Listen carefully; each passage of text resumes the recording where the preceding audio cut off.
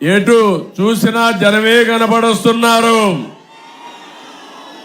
నేను చాలా సార్లు ఈ నియోజకవర్గానికి వచ్చాను, కానీ ఇంత ఉత్సాహం నా జీవితంలో ఎప్పుడూ చూడలేదు.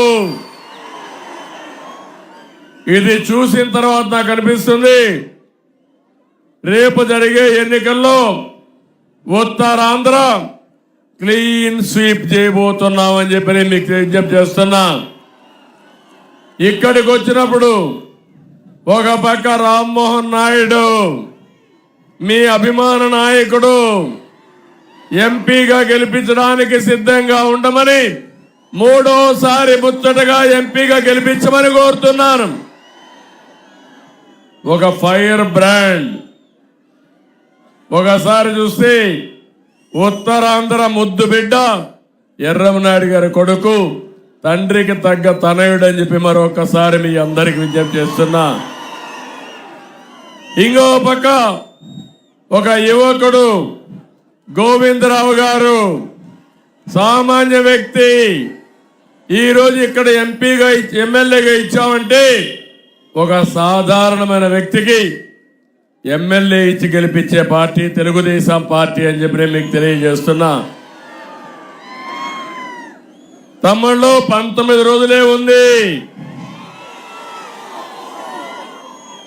మీరందరూ ఆలోచించాలి. మన జీవితాలను మార్చుకుని రోజు తొందరలోనే వస్తుంది. అది మే 13వ తారీఖున. ఏం తమ్ముళ్ళు సిద్ధమా అని మిమ్మల్ని అడుగుతున్నా. ఏమమ్మా సిద్ధమా అని మిమ్మల్ని అడుగుతున్నా. మీరేమంటారు తమ్ముళ్ళు అని మిమ్మల్ని అడుగుతున్నా. ఈ ఎన్నిక నా కోసరం కాదు, లేకపోతే మా రాజకీయ పార్టీల కోసరం కాదు. ఈ ఎన్నికలు రాష్ట్రాన్ని బాగు చేసుకోవడానికి.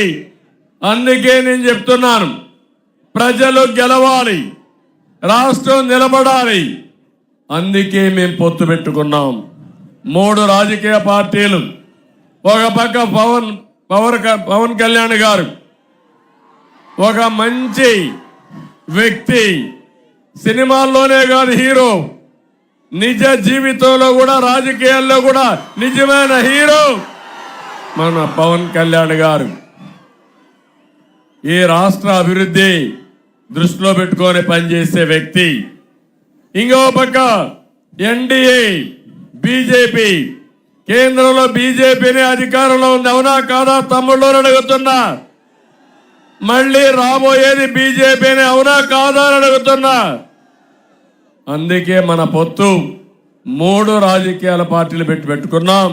ఈ తమ్ముళ్లకు ఉద్యోగాలు ఇవ్వడానికి, మా ఆడబిడ్డల భవిష్యత్తు కోసం, భద్రత కోసం, ఈ రైతుల్ని ఆదుకోవడం కోసం ఈ పొత్తు పెట్టుకోవడం జరిగింది. నేను ఒకే ఒక విషయం మిమ్మల్ని అందరినీ కోరుతున్నాను. ఎవరికైనా అధికారం ఇస్తే ఆ అధికారాన్ని ప్రజల కోసం ఉపయోగిస్తారు. అది కూడా చాలా వినయంగా పనిచేసి నిజాయితీ నిరూపించుకుంటారు. కానీ జగన్కి మీరు అధికారం ఇచ్చారు. ఆ రోజు మీ దగ్గరికి వచ్చాడు, వస్తే నెత్తి మీద చెయ్యి పెట్టాడు, బుగ్గల నిమిరాడు, ముద్దులు పెట్టారు. మీరంతా కరిగిపోయారు. మొత్తం అతిపెద్ద మెజారిటీతో గెలిపించారు తమ్ముళ్ళు, అవునా కాదా అని అడుగుతున్నా. అంత పెద్ద మెజారిటీతో గెలిపిస్తే ఒక చరిత్రహీనుడుగా మిగిలిపోయాడు. ఆ విషయం మీరు గుర్తుపెట్టుకోవాల్సిన అవసరం ఉంది. ఇతనికి అహంకారం నెత్తెనెక్కింది. శాశ్వతంగా ఇతనే ముఖ్యమంత్రిగా ఉంటారని విర్రవీగిపోయాడు. ఇంకో పక్క విధ్వంసానికి పాల్పడ్డాడు. ఈ రాష్ట్రంలో అభివృద్ధి లేదు, నామమాత్రం సంక్షేమం. కానీ ఎక్కడికక్కడ విధ్వంసం చేసి, ఆ విధ్వంసం కూడా ప్రజావేదిక, ప్రజల డబ్బులతో కట్టిన ప్రజావేదికను కూల్చి అక్కడి నుంచి పాలన ప్రారంభించిన దుర్మార్గుడు ఈ జగన్మోహన్ రెడ్డి. అమరావతిని నాశనం చేశాడు, పోలవరాన్ని ముంచేశాడు. ఇక్కడే వంశధారకు ₹1 ఖర్చు పెట్టని దుర్మార్గుడు అని చెప్పి కూడా నేను మీకు తెలియజేస్తున్నా.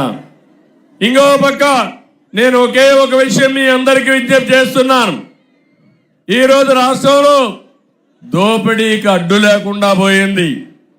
ఇసుక దోపిడీ, మద్యంలో దోపిడీ, భూ కుంభకోణాలు, ఖనిజ సంపద దోపిడీ, పెద్ద ఎత్తున దోపిడీ చేశారు. ఈ రాష్ట్రంలో ఈ పేదవాళ్ళు బాగుపడ్డారా తమ్ముళ్ళు అని మిమ్మల్ని అడుగుతున్నా. ఏం తమ్ముళ్ళు మీ ఆదాయం పెరిగిందా అని అడుగుతున్నా. ఖర్చులు పెరిగాయా లేదా అని మిమ్మల్ని అడుగుతున్నా. ఎక్కడికక్కడ జీవన ప్రమాణాలు పూర్తిగా దెబ్బతినే పరిస్థితికి వచ్చారు.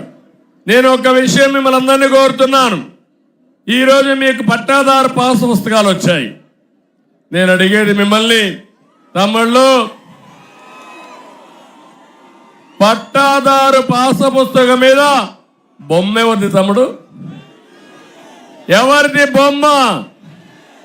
ఎవరిది బొమ్మ? జగన్ ఇచ్చాడా భూమి? వాళ్ళ నాయన ఇచ్చాడా? వాళ్ళ తాత ఇచ్చాడా? మీ నాన్న ఇచ్చాడు, మీ తాత ఇచ్చాడు. వేసుకుంటే మీ నాన్న ఫోటో, మీ తాత ఫోటో వేసుకోవాలా లేదా అని మిమ్మల్ని అడుగుతున్నా. ఇది న్యాయమా తమ్ముళ్ళు అని మిమ్మల్ని అడుగుతున్నా. అంతటితో ఆగలేదు ఉన్మాది. మీ పొలంలో సర్వే రాళ్ళు, ఏం తమ్ముళ్ళు సర్వే రాళ్ళు వేసి ఆ సర్వే రాళ్ల పైన కూడా బొమ్మ ఎవరిది తమ్ముళ్ళు? ఎవరిది బొమ్మ?